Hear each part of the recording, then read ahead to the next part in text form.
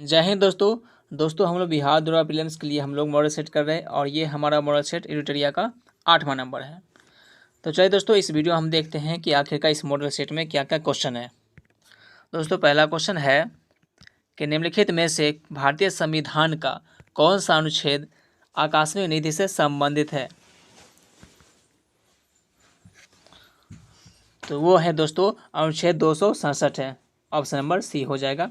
आकस्मिक निधि से कौन सा अनुच्छेद संबंधित है, तो अनुच्छेद 267 संबंधित है।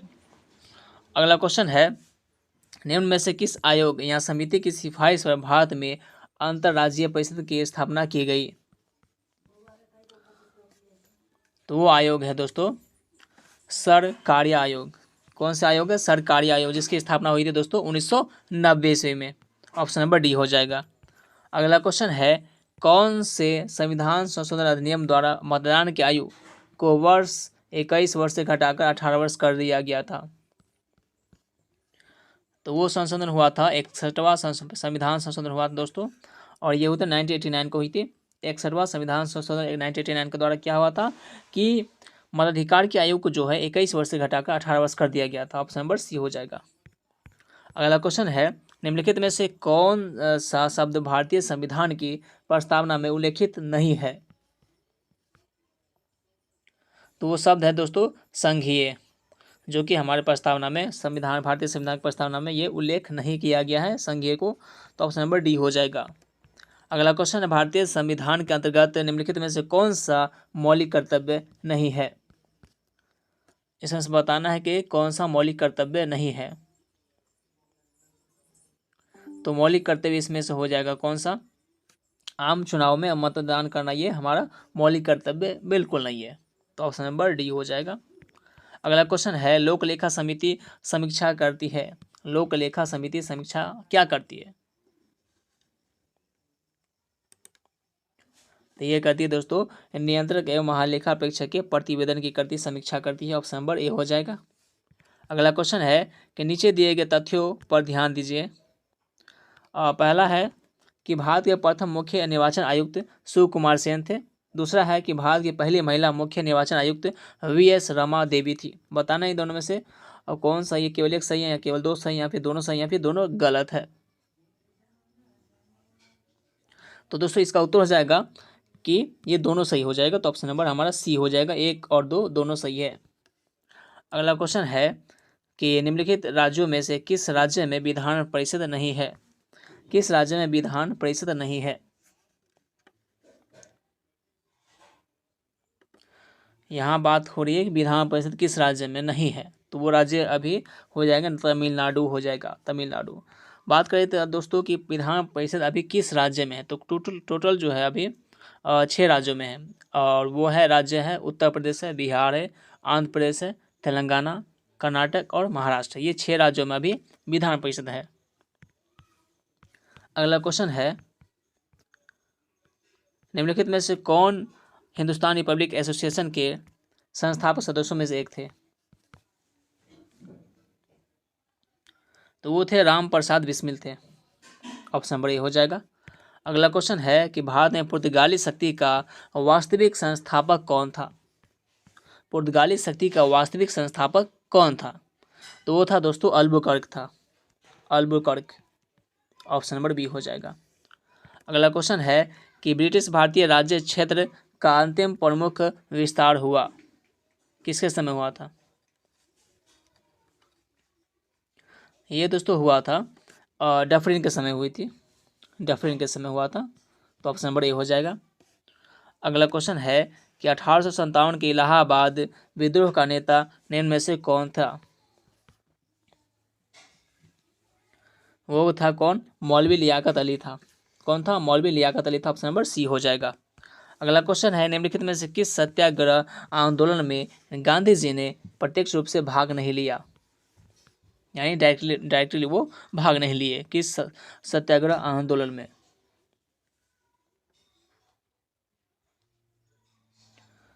तो वो था दोस्तों वाईकोम सत्याग्रह।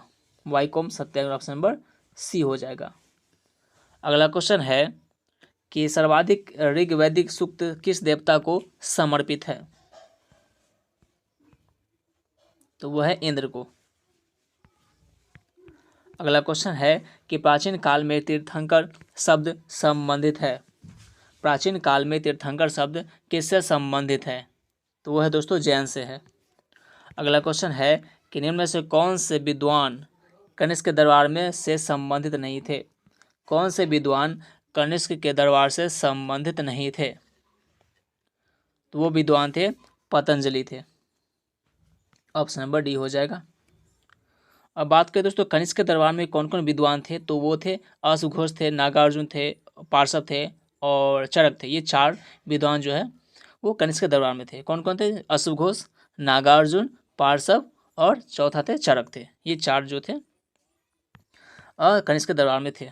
अगला क्वेश्चन है कि निम्नलिखित राजवंशों में किसका उल्लेख संगम साहित्य में नहीं हुआ? बताना है कि किस राजवंश का उल्लेख जो है वो संगम साहित्य में नहीं हुआ। तो वो था दोस्तों कदम्ब था, कदम्ब। ऑप्शन नंबर ये हो जाएगा। तो संगम साहित्य में किस राजवंश का उल्लेख था दोस्तों, ये बात किया जाए तो क्या कौन सा राजा हो जाएगा? तो वो था चोल था, चेर, पांड। ये तीन जो है इसका उल्लेख जो संगम साहित्य में किया गया था। चेर था और चोल था और पांडे था। ये तीन का उल्लेख किया गया था। अगला क्वेश्चन दोस्तों है कि मोहम्मद गौरी का सबसे पहले किसने पराजित किया? मोहम्मद गौरी को सबसे पहले किसने पराजित किया? वो क्या किसने? भीम द्वितीय ने किया था। अगला क्वेश्चन है कि निम्नलिखित में से किसने प्रसिद्ध कुतुब मीनार के निर्माण में योगदान नहीं दिया? तो वो था गयासुद्दीन तुगलक था। ऑप्शन नंबर सी हो जाएगा। अगला क्वेश्चन है कृषकों की सहायता के लिए किस मध्यकालीन भारतीय शासक ने कबूलियत एवं पट्टा की व्यवस्था प्रारंभ की थी? तो वो किसने किया था दोस्तों? ये किया था शेरशाह सूरी ने किया था। ऑप्शन नंबर सी हो जाएगा। अगला क्वेश्चन है कि निम्नलिखित में से किस शासक ने तीर्थ यात्रा कर समाप्त कर दिया था? तीर्थ यात्रा कर को समाप्त कर दिया था किस शासक ने? वो किया था अकबर ने समाप्त किया था। तो ऑप्शन नंबर ए हो जाएगा। अगला क्वेश्चन है विश्व स्वास्थ्य संगठन का मुख्यालय कहाँ स्थित है? वर्ल्ड हेल्थ ऑर्गेनाइजेशन का मुख्यालय जो हेडक्वार्टर है वो कहाँ है? तो वो दोस्तों है जिनेवा में। कहाँ है? जिनेवा में। बात करें दोस्तों विश्व स्वास्थ्य संगठन की बात किया जाए तो इसकी स्थापना जो हुई थी वो 1948 में इसकी स्थापना होती है। और इसमें बात करें टोटल देश की संख्या तो उसमें अभी जो है इसका सदस्य 194 देश जो है इसका सदस्य बना हुआ है। तो ये इसके बारे में विश्व स्वास्थ्य संगठन के बारे में इसकी स्थापना होती है 1948 में हुई थी और इसमें अभी 194 सदस्य देश है। अगला क्वेश्चन, भारत का स्टैच्यू ऑफ यूनिटी किस राज्य में स्थित है? स्टैच्यू ऑफ यूनिटी जो है वो किस राज्य में है? तो वो है अभी गुजरात में। कौन है? कहाँ है? गुजरात में है। और स्टैच्यू ऑफ यूनिटी की हाइट की बात किया जाए तो दोस्तों ये 182 मीटर है इसकी हाइट। अगला क्वेश्चन है कि बुकर पुरस्कार जीतने वाली पहली भारतीय महिला कौन है? तो वो है कौन? अरुंधति रॉय है। कौन है? अरुंधति रॉय है। ऑप्शन नंबर सी हो जाएगा। अगला क्वेश्चन है विश्व मरुस्थलीय और सूखा रोकथाम दिवस किस दिन को मनाया जाता है? विश्व मरुस्थलीय और सूखा रोकथाम दिवस किस तिथि को मनाया जाता है? ये मनाया जाता है दोस्तों 17 जून को मनाया जाता है। ऑप्शन नंबर सी हो जाएगा। अगला क्वेश्चन है पहले दोस्तों इसके बात कर ले जबकि 22 अप्रैल को क्या मनाया जाता है? तो 22 अप्रैल को दोस्तों मनाया जाता है विश्व पृथ्वी दिवस मनाया जाता है। और 5 जून को मनाया जाता है दोस्तों ये विश्व वातावरण दिवस मनाया जाता है। विश्व पर्यावरण दिवस मनाया जाता है 5 जून को। और 22 मई को मनाया जाता है दोस्तों अंतर्राष्ट्रीय जैव विविधता दिवस मनाया जाता है 22 मई को। अगला क्वेश्चन देखते हैं। अगला क्वेश्चन अंतर्राष्ट्रीय परमाणु ऊर्जा एजेंसी की स्थापना किस वर्ष की गई थी?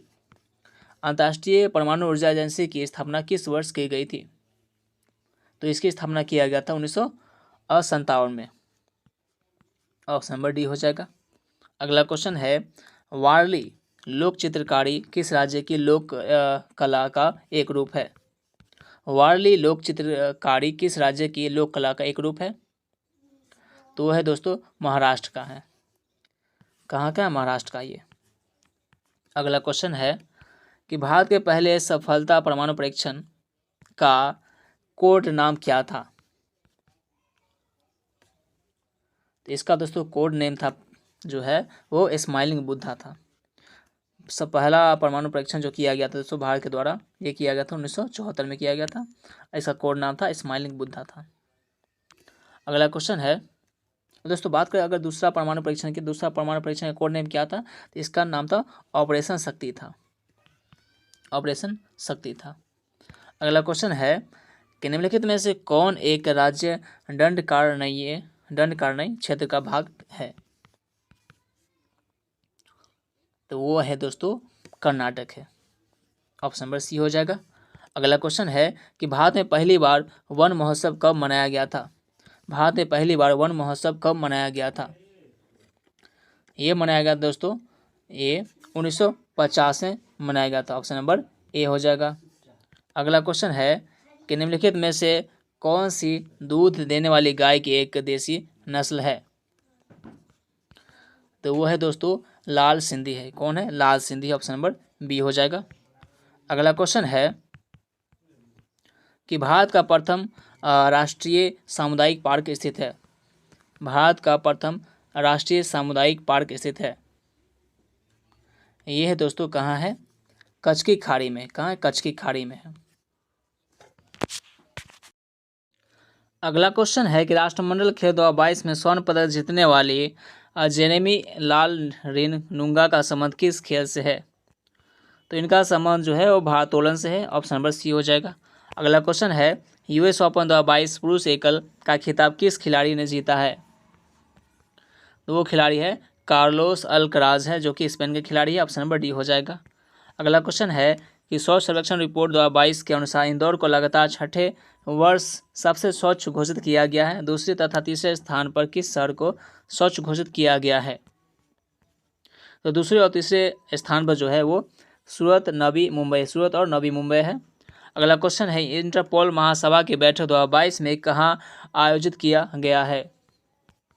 तो इसका आयोजन जो किया गया है वो नई दिल्ली में किया गया है। अगला क्वेश्चन है राष्ट्रीय जल पुरस्कार 2022 के से पूर्वी जोन के किस जिले को सम्मानित किया गया है?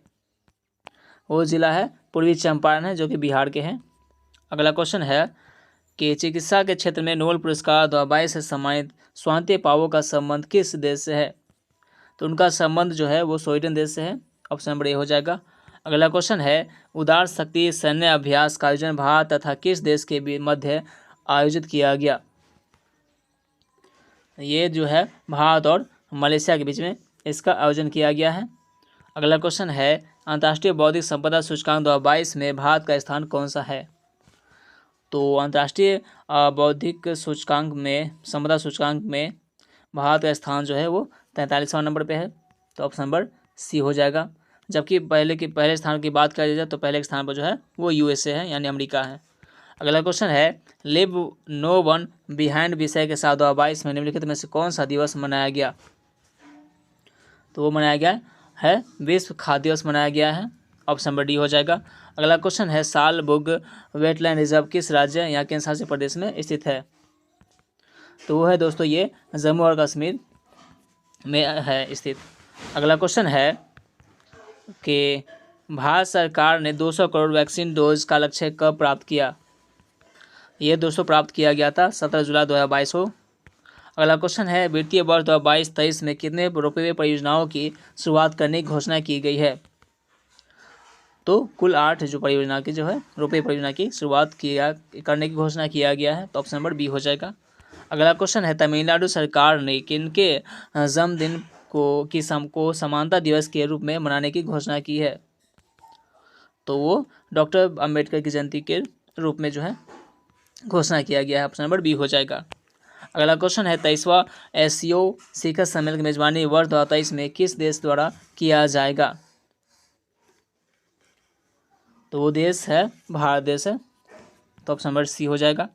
अगला क्वेश्चन युवा 2.0 योजना की शुरुआत किस मंत्रालय द्वारा किया गया है? तो वो मंत्रालय है शिक्षा मंत्रालय है। ऑप्शन नंबर ए हो जाएगा। अगला क्वेश्चन है कि द इंडिया स्टोरी पुस्तक के लेखक कौन है? द इंडिया स्टोरी पुस्तक के लेखक कौन है? तो इसका जो लेखक है वो बिमल जलान है। ऑप्शन नंबर सी हो जाएगा। अगला क्वेश्चन है कि भारत की खारे पानी से जलने वाली लालटेन की शुभारंभ किया गया है, इसका नाम क्या है? इसका नाम जो है वो रोशनी है। अगला क्वेश्चन है निम्नलिखित में से किसके उत्पादन में ओडिशा का स्थान प्रथम नहीं है? तो वो है कोयला।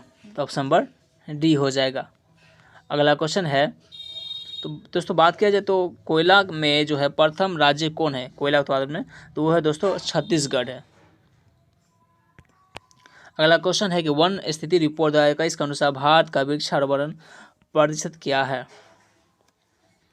2021 के अनुसार बताना है। तो टोटल था 2.19% था। तो ऑप्शन नंबर डी हो जाएगा। अगला क्वेश्चन है कि सुभाष चंद्र बोस आपदा प्रबंधन पुरस्कार 2022 हेतु व्यक्तिगत श्रेणी में किसे चुना गया है? तो ये चुना गया है विनोद शर्मा को चुना गया है। अगला क्वेश्चन, हाल ही में जारी रिपोर्ट के अनुसार बिहार में गरीबी का प्रतिशत क्या है? तो बिहार में जो गरीबी है वो 51.91% है। ऑप्शन नंबर बी हो जाएगा। अगला क्वेश्चन है, ICC T20 वर्ल्ड कप 2022 का विजेता कौन सा देश है? तो वो देश है इंग्लैंड है। ऑप्शन नंबर सी हो जाएगा। अगला क्वेश्चन है, निम्नलिखित में से किसे संयुक्त राष्ट्र के जलवायु प्रमुख के रूप में चुना गया है? तो जलवायु प्रमुख के रूप में चुना गया है साइमन स्टील को चुना गया है। ऑप्शन नंबर बी हो जाएगा। अगला क्वेश्चन, अंतर्राष्ट्रीय पर्वत दिवस मनाया जाता है। अंतर्राष्ट्रीय पर्वत दिवस मनाया जाता है ये जो है 11 दिसंबर को मनाया जाता है।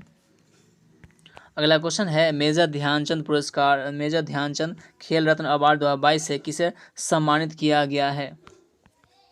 ये सम्मानित किया गया है शरद कमल अचंता को किया गया है। ऑप्शन नंबर सी हो जाएगा। अगला क्वेश्चन है, पिंडार निम्नलिखित में से किसकी सहायक नदी है? पिंडार किसकी सहायक नदी है? तो ये है जो है ये अलकनंदा की एक सहायक नदी है। पिंडार जो है अलकनंदा की एक सहायक नदी। ऑप्शन नंबर बी हो जाएगा। अगला क्वेश्चन है, केंद्रीय मृदा संरक्षण बोर्ड का गठन किस वर्ष किया गया था? तो इसकी जो गठन किया गया था वो 1953 में किया गया था। ऑप्शन नंबर सी हो जाएगा। अगला क्वेश्चन है, प्रमुख एल्यूमिनियम कंपनी नाल्को की स्थापना किस देश के सहयोग से किया गया है? तो नाल्को की स्थापना जो किया गया है वो फ्रांस के सहयोग से किया गया है। ऑप्शन नंबर ए हो जाएगा। अगला क्वेश्चन है, भारत की जलीय या समुद्री सीमा के साथ कितने देश जुड़े हैं? तो कुल जो है वो 7 देश जुड़े हुए हैं। कुल कितने देश है? 7 देश है। बात करें कौन कौन देश है, तो वो है पाकिस्तान है, दूसरा मालदीव, श्रीलंका, बांग्लादेश, म्यांमार और थाईलैंड है, और उसके बाद क्या है उसका इंडोनेशिया है। तो ये कुल 7 देश है। अगला क्वेश्चन है, ग्रीनलैंड द्वीप स्थित है। ग्रीनलैंड द्वीप जो है स्थित है कहाँ? तो ये है दोस्तों आर्कटिक महासागर में है। तो ऑप्शन नंबर सी हो जाएगा। अगला क्वेश्चन है, शिमला मंसूरी मनाली आदि किस हिमालय का भाग है? तो ये दोस्तों है लघु हिमालय का भाग है। शिमला मंसूरी मनाली जो है ये लघु हिमालय का भाग है। अगला क्वेश्चन है, भारत तथा म्यांमार को कौन सा दर्रा जोड़ता है? भारत तथा म्यांमार को कौन सा दर्रा जोड़ता है? तो वो जोड़ता है तुजू दर्रा जो जोड़ता है। तो ऑप्शन नंबर ए हो जाएगा। अगला क्वेश्चन है, राका पोसी पर्वत कहाँ स्थित है? राका पोसी पर्वत जो है वो कहाँ स्थित है? तो ये है दोस्तों पाकिस्तान में है। ऑप्शन नंबर बी हो जाएगा। अगला क्वेश्चन है, निम्नलिखित में से कौन सा अपवर्तनांक का मात्रक है? अपवर्तनांक का मात्रक कौन हो जाएगा इसमें से? तो इसमें से कोई नहीं हो जाएगा। ऑप्शन नंबर डी हो जाएगा, चूँकि अपवर्तनांक का कोई मात्रक होता ही नहीं है। अगला क्वेश्चन है, वोल्ट मीटर का उपयोग किसके मापन में किया जाता है? वोल्ट मीटर का उपयोग जो है वो किसके मापन में किया जाता है? तो वो है विभवांतर के मापन में किया जाता है। अगला क्वेश्चन है, किसी गतिशील वस्तु की गतिज ऊर्जा किस पर निर्भर करती है? तो वो करती है द्रव्यमान और वेग पर करती है। ऑप्शन नंबर ए हो जाएगा। अगला क्वेश्चन है कि न्यूटन के गति के प्रथम नियम को अन्य किस नियम से जाना जाता है? तो ये जाना जाता है जरूरत के नियम से जाना जाता है। ऑप्शन नंबर डी हो जाएगा। अगला क्वेश्चन है कि गुरुत्वीय त्वरण का मान निम्न में से किस पर निर्भर नहीं करता है?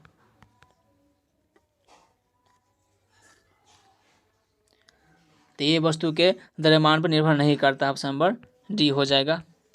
अगला क्वेश्चन है यदि एक तरंग की आवृत्ति बढ़ती है तो इसकी तरंग दैर्ध्य पर क्या प्रभाव पड़ता है? अगर एक तरंग की आवृत्ति फ्रीक्वेंसी बढ़ती है तो इसके वेवलेंथ पर क्या प्रभाव पड़ेगा? तो वेवलेंथ पर जो है ये क्या घटेगा, क्या होगा, घटेगा। तो ऑप्शन नंबर बी हो जाएगा। अगला क्वेश्चन है कि किसी दर्पण के वक्रता की फोकस दूरी तथा त्रिज्या के बीच क्या संबंध होता है? तो ये संबंध होता है R बराबर 2F होता है। तो ऑप्शन नंबर बी हो जाएगा। अगला क्वेश्चन है कि किसी माध्यम में प्रकाश किरणों के झुकाव को क्या कहा जाता है? तो उसे अपवर्तन कहा जाता है। अगला क्वेश्चन है प्रतिरोधकता के वैध क्रम को क्या कहा जाता है? तो उसे जो है चालकता कहा जाता है। ऑप्शन बड़ी हो जाएगा। अगला क्वेश्चन है किस वैज्ञानिक ने यह सुझाव दिया था कि तत्वों के प्रतीक को तत्व के नाम से के एक या दो अक्षरों से बनाया जा सकता है? ये कहा गया था बर्जीलियस के द्वारा। अगला क्वेश्चन है किसी परमाणु के नाभिक में मौजूद प्रोटॉन और न्यूट्रॉन की कुल संख्या को किस रूप में जाना जाता है? प्रोटॉन और न्यूट्रॉन की कुल संख्या को किस रूप में जाना जाता है? तो ये जाना जाता है द्रव्यमान संख्या के बराबर होती है। अगला क्वेश्चन है ग्रेफाइट परमाणु में संयोजी इलेक्ट्रॉनों की संख्या कितनी होती है? तो इसकी संख्या होती है 4 होती है। कितनी होती है? 4 होती है। अगला क्वेश्चन है विसरण के संबंध में निम्नलिखित में से कौन सा कथन सत्य नहीं है? बताना इसमें से कौन सा सत्य नहीं है, यानी कि गलत सही कौन सा, ये बताना है। क्वेश्चन यह नहीं कह रहा कि सत्य नहीं है। क्वेश्चन का वितरण के संबंध में निम्नलिखित में से कौन सा कथन सत्य नहीं है? सत्य नहीं है ये बताना है, यानी कि गलत बताना है।